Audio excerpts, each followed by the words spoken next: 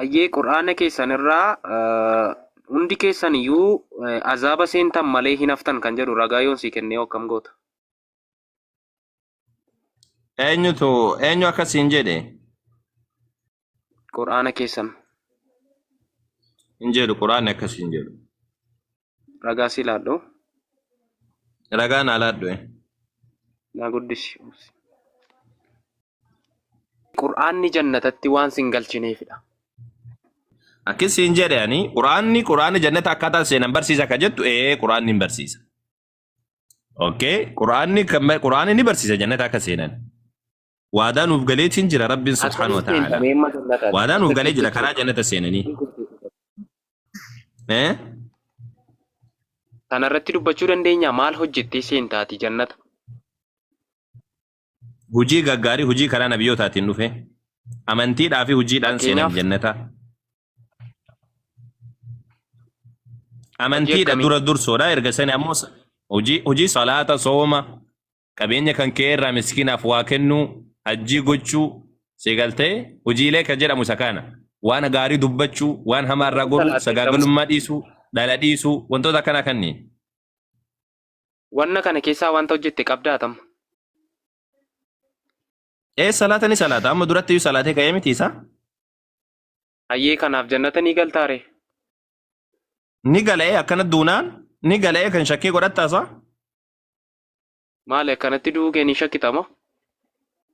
Maal ati eessa beektaa akkati duutu?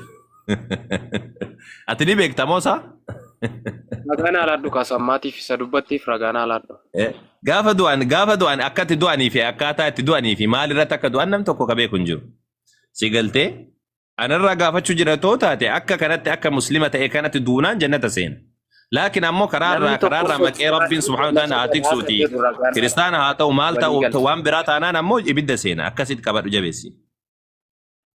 Namni tokko hojiidhaan jannatatti gala kan jedhu ragaan alaadhu walii gallaan jedhe.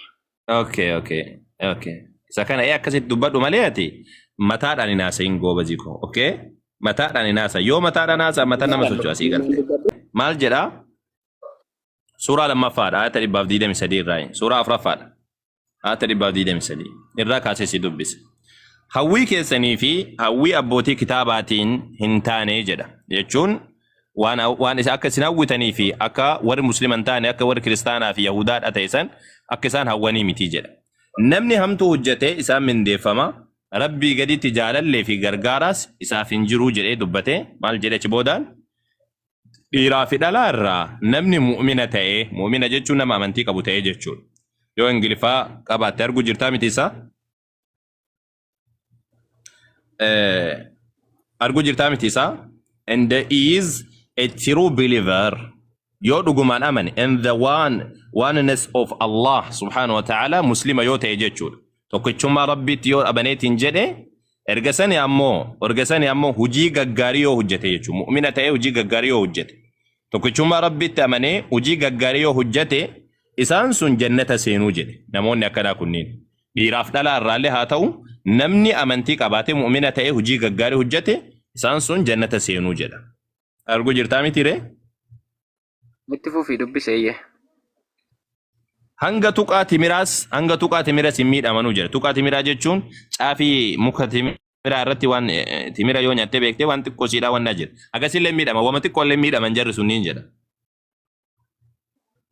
Ayyee Qur'aana keessan irraa hundi keessan iyyuu azaba sentan malee hin haftan kan jedhu ragaa yoon sii kennee akkam goota. Eenyu akkasiin jedhe? Qur'aana keessan. Hin jedhu Qur'aanni akkasiin jedhu. Ragaa si laadhu. Ragaa naa laadhu. Naa guddisi.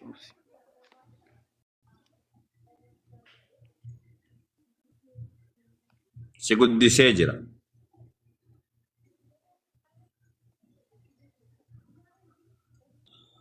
Ayyee agasiif ni haasofna. Sabboontu ta'etu jirta ta'a mucayyoota walitti garagaltanii dhaabbattan sun. Hin baate. Erga deemte maal sii godha? Nama qabuu hin danda'u TikTokii. Okay. Ayyee kan inni dubbachuu barbaade نجا الحمد لله فيا كمي أرسلتي أرسيكو تيت يرو تكمي وايبسا في أمتا في وايبسا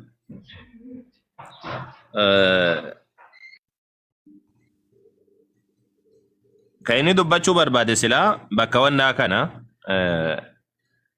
سورة كورا سغلا فاتا ديك ستورباتي من توكو كجدو كنا اسن الرأي نيولي شي سينو مالي هنافو كجديت دبتو كون إسا كان بكا كانت وري أفان روموتين هيكي dogongora qaba bakka kanatti dogongora hama akkanatti ni kamu sila ibsa takka ibsanii dubbachuu qaban malee afaan ingiliishiitiin ammoo hundi isaatu akkasiidhaa miti kan inni jedhu fakkeenyaaf amma kuni muhsin kaan argu jirtanii there is not one of you but will pass over it jechuuni hell ka jedhu kana or hell jechuuni irra dabru malee jechuudha ibidda jaa namni firdoos seenuudhaaf jannata seenuudhaaf ibidda jaa namni irra dabreetiin deema siraataan dabran jechuudha keessa gaseenanii keessatti gubataa osoo hin taane keessa gaseenanii keessa gubataa osoo hin taane irra dabruudha amma sammuu sahii international argu jirtanii and there is none of you except he will come to it jedheetiin dubbata eenyullee isinirraa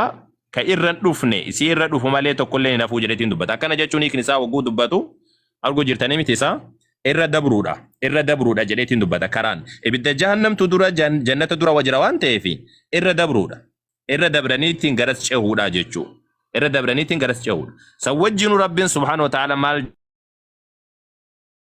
jedha erga irra dhufanii ammoo jedha ibidda jahannamirra erga dhufanii ammoo sana booda warra rabbiin sodaatan nagaa baafnaa jedhee dubbata sana booda warra rabbiin sodaatan ragaa baafnaa jedha warra miidhaa hojjetan ammoo ishee keessatti jilbiifatu taasifnee isaan dhiifnaa jedha warri rabbiin sodaatan nagaa ragaa baafnaa jedha isaan nagaa baan ibiddi isaan hin tuqxu jechuu argu jirtanii miti isaan ibiddi isaan hin tuqxu jechuu aata biraa irratti ammas ammoo rabbiin subhaanahu wa ta'ala maal jedha akka dubbatu isiniif bana suurat al-anbiyaa xumura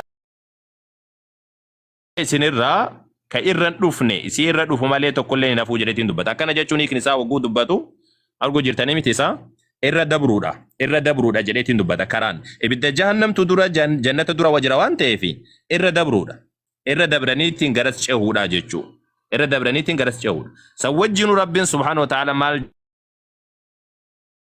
jedha erga irra dhufanii ammoo jedha ibidda jahannamirra erga dhufanii ammoo sana booda warra rabbiin sodaatan nagaa baafnaa jedhee dubbata sana booda warra rabbiin sodaatan ragaa baafnaa jedha warra miidhaa hojjetan ammoo ishee keessatti jilbiifatu taasifnee isaan dhiifnaa jedha warri rabbiin sodaatan nagaa ragaa baafnaa jedha isaan nagaa baan ibiddi isaan hin tuqxu jechuu argu jirtanii miti isaan